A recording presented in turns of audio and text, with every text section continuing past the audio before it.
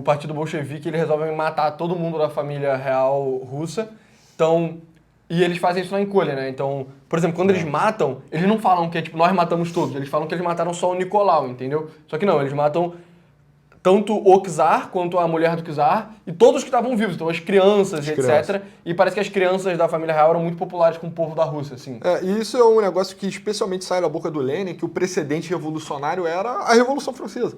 Na mesma forma que o Luís XVI morreu, né? Não tinha como acontecer a Revolução Russa e a monarquia não ser assassinada também, entendeu? Exato. É como se fosse uma necessidade mesmo, né? Enfim. E aí, cara, ele consolidou o poder. Outra vantagem que o Lenin tinha é que ele estava no pedaço mais desenvolvido da Rússia. Que ele, durante a Guerra Civil, o pedaço que fica sob o domínio do bolchevique é São Petersburgo, Moscou e os arredores ali. E os caras da nobreza ficam com o sul ali, perto do Cáucaso e com a Sibéria. Então não tem o... Pegaram as partes mais agrárias. O sul da Rússia é tipo o nosso centro-oeste, assim, e, sei lá, na Sibéria todo mundo sabe tipo a Amazônia, só que ao contrário, tá ligado? Exato, só que geladaço, né? E é isso, né? Eles ficaram com os territórios mais desfavorecidos, a comunidade internacional não deu o suporte devido. Parece que só os japoneses se envolveram muito nessa guerra porque eles tinham ambições territoriais, enfim. Mas é isso, cara. O Lenin tem o terror vermelho, né? Logo de cara, ele fecha a imprensa e começa a perseguir esses elementos dissidentes e tal. Exato. Isso antes da Guerra Civil até. Porque ele acreditava que era necessário ter uma unidade ideológica muito forte, entendeu? Então ninguém... Porque ele acreditava que se começasse a ter briguinha entre meio que os comunistas, entre o pessoal de esquerda, eles não iam conseguir se organizar para agir energicamente o suficiente para implementar a revolução. Porque, de certa forma, ele estava, infelizmente, ele estava certo nesse quesito. Sim. Então, ele faz uma campanha para eliminar os dissidentes do partido dele, né? E alguns elementos também da sociedade que eles consideravam que atrapalhavam, né? Então, exato. Prostitutas, etc., bêbados. Alega-se, né? Pelo menos isso tem alguns relatos, esse tipo de coisa. E aí ele cria a polícia secreta chamada Tcheca, que é a polícia secreta da União Soviética. E aí eu já vi galera comunista aí argumentando, mas o czar também tinha uma polícia secreta. E de fato tinha, que é a polícia secreta que mata o irmão do Lenin, que quase mata o Dostoiévski na época e tal. Só que a polícia secreta na época do Lenin aumentou tipo, mais do que 10 vezes, entendeu? Então ficou muito, muito maior, sabe? E ficou mais brutal, né? O próprio Lenin foi condenado para ficar na Sibéria, mas ele ficou 3 anos. Exato. Entendeu? Então, tipo assim, cara, era o principal elemento revolucionário do país, ele... Sim. Enfim, não tô dizendo que ele deveria ter sido assassinado, mas o Lenin mataria ele mesmo, entendeu? Se fosse o caso. Com certeza.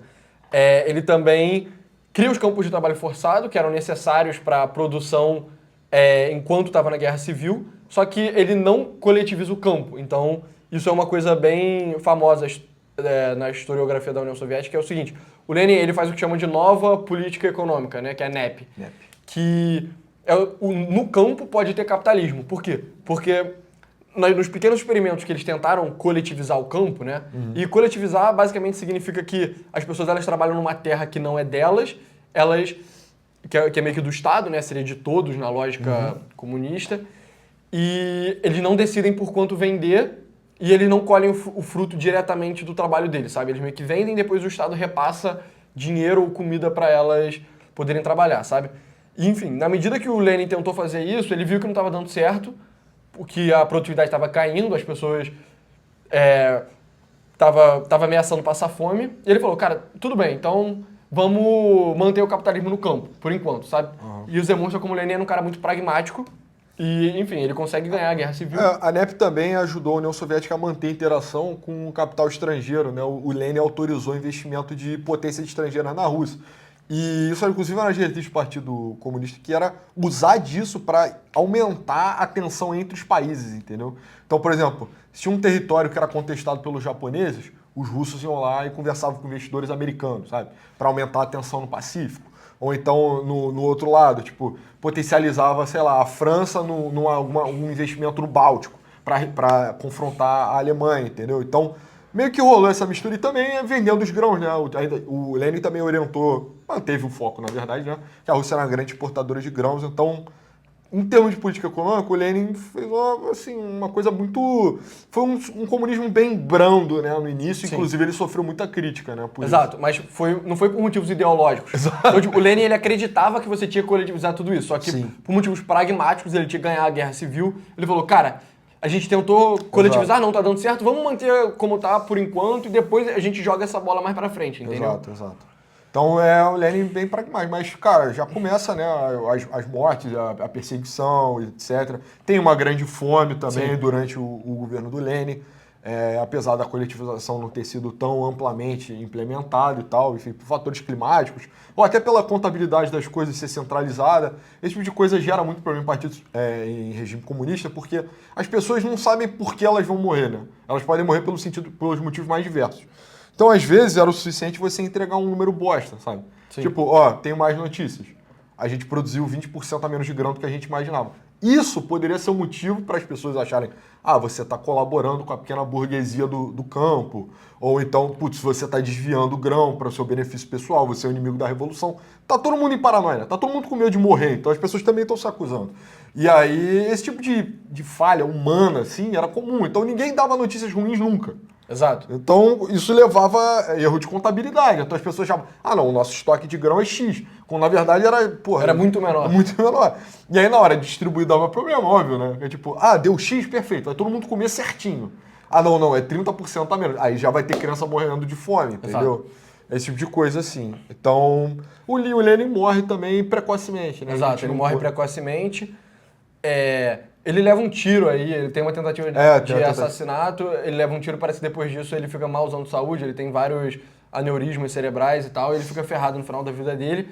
E aí o Stalin assume, porque tem muita gente que diz que teve uma grande disputa de poder depois que o Lenin morreu, só que pelo que eu pesquisei, tem um historiador chamado Stephen Kotkin, que ele é tipo o historiador de referência da vida do Stalin, sabe? Uhum. Que ele fala russo, ele foi pesquisar lá na Rússia, vendo os arquivos que foram recentemente abertos da União Soviética dessa época, de 100 anos atrás, e ele argumenta de que, na verdade, o Stalin meio que já tinha assumido ali o governo para ele, o Lenin ele só estava cuidando meio que da parte da guerra civil e etc. Então, quando o Lenin morre, é muito fácil para o Stalin cada vez acumulando mais e mais e mais poder.